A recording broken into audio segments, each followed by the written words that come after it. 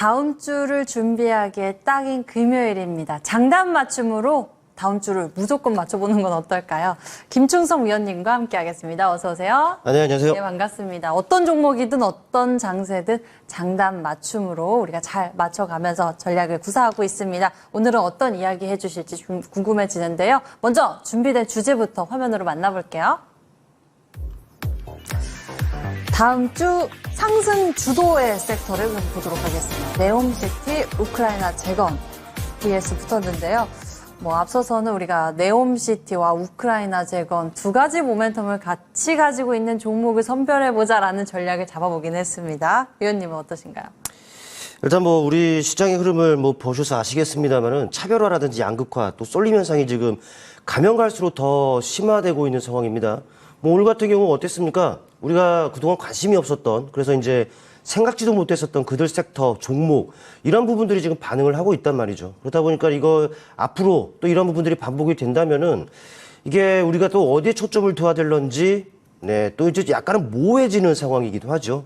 때문에 이제 어디로 또 초점을 맞춰야 되는지 좀 걱정이기도 한데, 저는 여러분께 항상 말씀을 드리고 있는 부분들이 있죠. 바로 이슈입니다. 네, 이 이슈에 여전히 초점을 맞춰야지 된다라는 부분들을 다시 한번 강조를 드리고, 오늘 제가 보니까 물론 이제 다른 분들은 어떤 생각인지 모르겠습니다만은 제가 봤을 때 개인적으로는 유독 네옴시티 쪽 그리고 우크라이나 재건 쪽 이들 이슈들이 눈에 많이 들어오는 그런 하루였습니다. 실제로 그 관련주들이 좀 많이 움직이는 부분들이 좀 있었는데, 사실 이 두 섹터는 결을 좀 같이 한다고 할까요? 비슷한 섹터이기도 한데, 중요한 것은 이들 섹터 이슈들이 계속적으로 긍정적인 것들이 나오고 있다는 부분들에 우리는 주목을 좀 할 필요가 좀 있어요. 일단 먼저 네옴시티 관련한 부분들을 먼저 살펴보면은, 일단 삼성을 포함해서 현대, SK 등 우리나라 10대 그룹 총수가 사우디에 방문한다라는 얘기가 있죠. 원희룡 국토부 장관이 다음 달에 사우디를 방문을 하는데, 여기에 이제 동행을 하는 것이라고 합니다. 그러다 보니까는 좀 부분적으로 최근에 관련주들이 좀 긍정적인 모습을 나타내기도 했습니다만은, 근데 이걸 보셔야죠. 이 이슈 말고도 사실 네옴시티 관련해서는 괜찮은 이슈들이 계속적으로 있어 왔다라는 거예요. 어떤 게 있었느냐면요.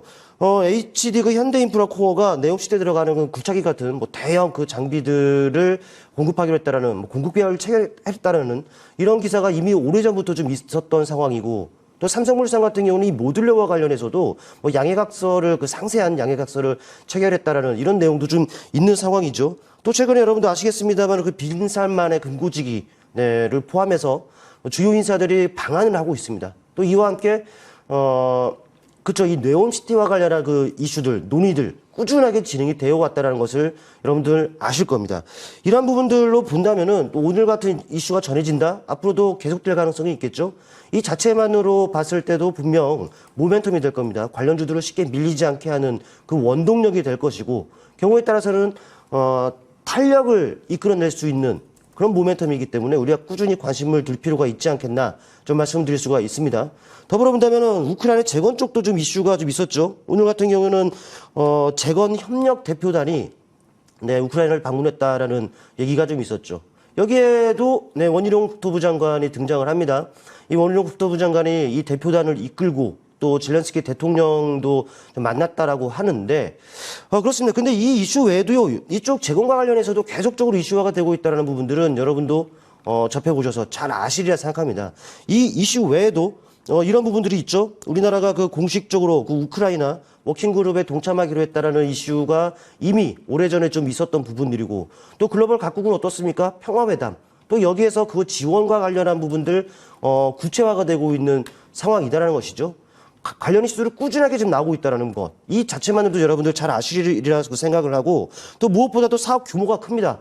적게는 수십조 원, 수백조 원, 또 많게는 2천조 원에 이를 것이다라는 이런 분석들, 전망들이 있는데, 그 각 매체들, 매체에 따라서 그 숫자들만 다를 뿐이지 정말 이 시장 자체 규모가 좀 어마어마하다는 것이죠. 때문에 이제 우리 국내 기업들이 이쪽에 진출하게 된다? 당연히 수혜를 받을 수가 있는 부분들이고, 또 이와 관련해서도 우리가 참여한다 안 한다 이런 내용들은 계속적으로 앞으로도 지속될 가능성이 있겠죠. 물론 이쪽과 관련해서는 전쟁이 좀 끝나야 어찌 보면은 좀 본격적으로 기대감이 될 것이다라는 부분들이 합니다만은, 하지만 실제로 전쟁이 종전이 되고 난다면은 늦을 수가 있어요. 네, 그렇기 때문에 미리 이슈도 계속적으로 나오고 있기 때문에 꾸준하게 좀 관심을 가질 필요가 있지 않겠나 말씀드려보고, 중요한 건 그렇습니다. 이슈가 나오는 시점을 보면은요, 대체로 많이 올라요, 종목들이. 그런데 이 두 섹터 같은 경우에는 안 올랐습니다. 네. 조금 최근에 그 반응만 있었을 뿐이지 안 올랐다라는 것이죠. 여전히 그 바닥권에 위치하고, 또 말씀드렸던 긍정적인 호재성 이슈들이 꾸준하게 나오고 있기 때문에 아마도 제가 항상 말씀드리는 이 조용할 때 선점하는 전략, 아마도 이 섹터들이 뭐 다음 주 뭐 주도주까지는 모르겠습니다. 하지만 이슈가 계속적으로 나오고 있는 만큼 분명 이 섹터 또 관련 종목들은 부각될 가능성이 있기 때문에 분명 먹거리는 좀 떨어질 가능성이 있다라는 것이죠. 한번 여러분들 눈여겨보시길 바라겠습니다. 네, 이런 지속 가능한 이슈, 계속되고 있는 이슈 우리가 주목해 보면서 관련 종목들 살펴보면 좋을 것 같습니다. 지금 어떤 종목군들이 움직이는지, 관련되어 있는지 좀 살펴보니까 저는 언뜻 스치는 생각이 우리 과거에 남북경협주도 네네네. 굉장히 그때 뭐 철도며 창문 틀이며 뭔가 인프라 쪽에 대한 관련 종목들이 대거 움직임이 나타났잖아요. 이번 이런 복구 사업, 재건 사업에서도 이제 관련 종목들이 다양하게 움직이고 있는 것 같은데 그래서 종목 고르기가 어렵거든요. 네, 그래서 몇 장단 가지를 맞춤의 종목들 좀 살펴보면 좋을 것 몇 같아요. 가지를 좀 말씀을 드릴 건데, 뭐 많은 종목이 있죠. 네. 예, 일단은 네옴시티와 관련해서는 먼저 히림 쪽을 일단 차트를 보면서 좀 말씀을 한번 드려볼까 해요. 뭐 히림을 보시면 아시겠습니다만은 최근에 상한가도 한 차례 그 발생이 되기도 했었죠. 그리고 나서 조금 쉬어가는 과정입니다. 이미 바닥은 확인이 됐고 단봉으로서 야금야금 고개를 들고 있는 상황이죠. 네, 장대 양봉 이후에 단봉이라는 겁이죠. 장단 딱 나왔죠. 뭐 그동안의 움직임을 보면 내내 부진했습니다. 그런데 이슈화가 계속적으로 되고 있음에도 부진하고, 그런데 최근에 유의미한 상한가가 나온 만큼 이제는 바닥권을 좀 돌아설 가능성이 있지 않겠느냐, 이렇게 지금 판단을 해서 이 종목 한번 눌림시에 여러분들 한번 관심 가져보면 어떨까라는 측면에서 말씀드려보고요. 그 다음 종목은 친숙한 종목입니다. 한미글로벌. 한미글로벌도 있어요. 뭐 똑같은 모습이죠. 최근에 바닥을 탈피하는 강한 장대 양봉, 그리고 조정 이후에 단봉으로 쉬어가고 있는 상황입니다. 내려올 만큼 내려온 상황이기 때문에 역시나 분할 매수 관점에서 본다면은 아마 네옴시티와 또 이제 이슈와 맞물려서 우상향으로 턴어라운드를 좀 기대해 볼 수 있는 부분들이고, 우크라이나 재건과 관련해서는 DY 파워를 먼저 선정을 해봤습니다. 이 종목도 최근에 어떻습니까? 상반기 6월, 7월 상당히 많은 움직임을 나타냈다가 내내 밀렸어요. 그리고 나서 하반 경직성이 지금 확보가 되어 있는 상황인데, 이 자체만으로도 장대 양봉 아니겠습니까? 장이 나왔습니다. 그리고 조정 이후에 단봉으로 쉬어가고 있는 과정. 이런 장단에 딱 맞춰도 분명히 우리에게는 좋은 결과가 좀 있을 것이라고 판단이 되고, 더불어 본다면은 모듈러 주택 쪽도 빼놓을 수는 없을 것 같아요. 그중에서는 금강공업을 선정해봤는데 사실 이쪽 대표 종목은 SY가 있습니다. 근데 많이 높아요. 네, 고점에 있는 거기 때문에 굳이 언급드리지는 않겠고, 뭐 같은 섹터에 있는 종목으로서 장대 양봉 이후에 조정 이후에 단봉으로 지금 쉬어가고 있는 상황, 우리가 장단을 딱 맞추기에 적절한 종목들이 아닌가라고 판단을 합니다. 이 종목들 한번 관심 있게 한번 지켜보시길 바라겠습니다. 관심주 딱 짚어주셨습니다. 네옴시티 관련해서는 히림과 한미글로벌, 그리고 우크라이나 재건 관련해서는 DY 파워하고 금강공업을 말씀해 주셨네요. 아무래도 이런 저점에 위치한 자리에 대해서 긍정적으로 말씀을 해주신 것 같습니다. 자, 이번엔 장단 맞춤의 종목들 좀 살펴보도록 할게요. 베스트 5 화면으로 같이 보시죠.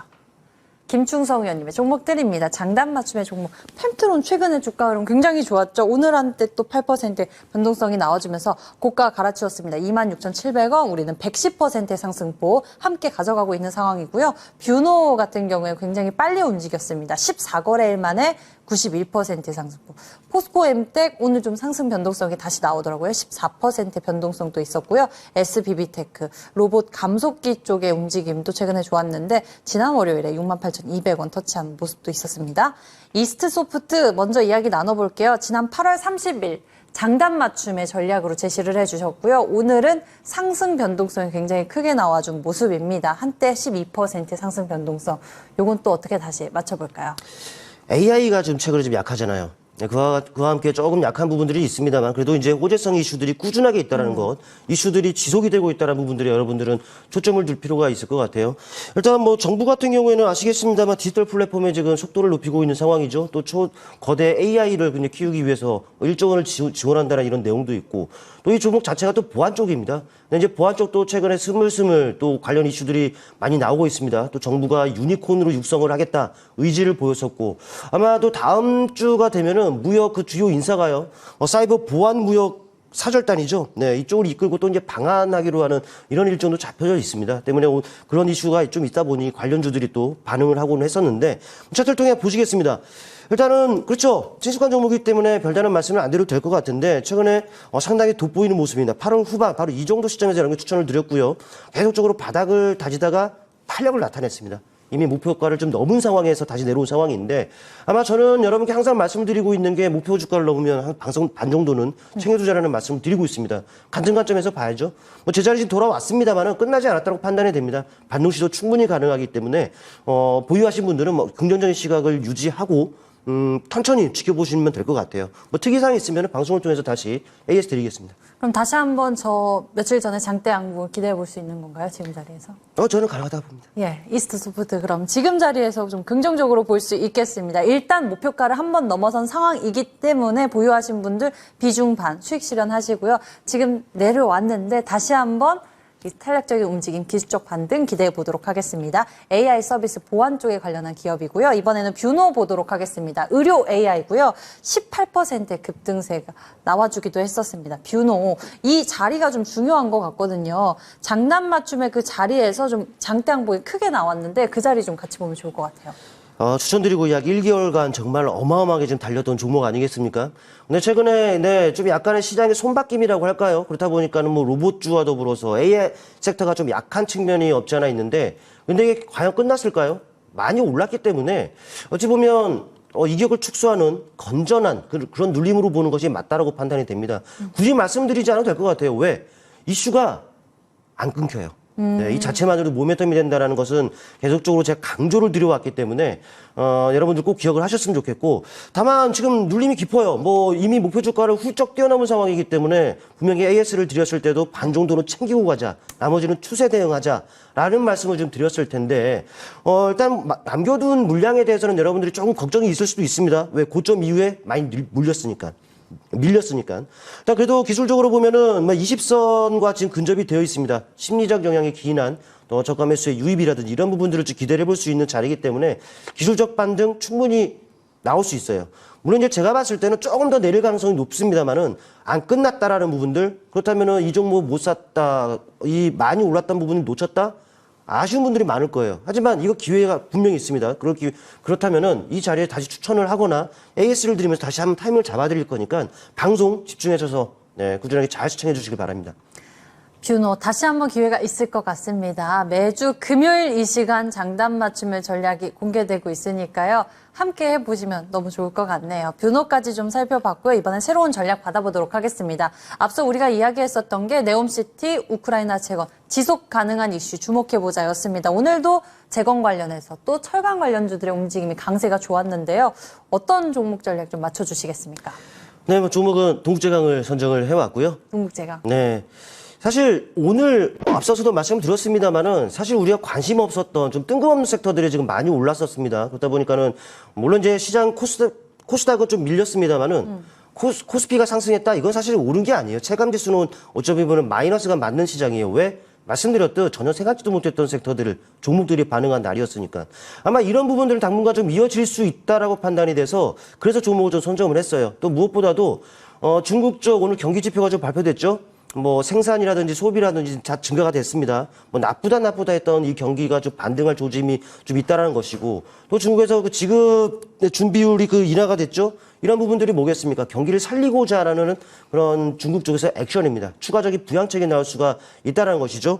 그렇다 보니까는 경기 민감주 쪽, 이쪽으로 한번 지켜봐 주시면 될 것 같고 차트를 통해 보시겠습니다. 차트를 통해 보시면은 뭐 재상장 됐습니다. 네, 인적 분할 이후에 좀 가벼워진 종목이다라고 보시면 될 것 같아요. 그만큼 조금의 이제 매수세가 유입된다, 탄력으로 이어질 수가 있고요. 또 그럴 자리에도 있어요. 뭐 최근 주가 움직임을 보면 재상장 이후에 내내 밀렸다가 한 차례 상승을 합니다. 이 자체만으로도 장대 양봉이 나올 수 있고 조정 이후에 단봉으로 쉬어가다가 살짝 턴어라운드 고개를 들고 있는 그 상황이라는 것이죠. 이런 장단, 맞춰봐야죠. 네, 주가도 바닥권에 있기 때문에 부담 없는 자리입니다. 한번 이 장단에 맞춰보시고 가격 전략은 우선 앞단의 가격입니다. 14,000원 선에 그 목표 주가를 설정하겠고요. 그리고 마디 가격 10,000원 정도를 손절가로 설정하도록 하겠습니다. 장단 맞춤의 전략 동국제강 보도록 하겠습니다. 목표 가격은 14,000원, 손절 가격은 10,000원 지시를 해주셨습니다. 김충성 위원님과 함께 장단 맞춤의 전략 매주 금요일 함께하고 있으니까요. 앞으로도 많은 기대 부탁드리겠고요.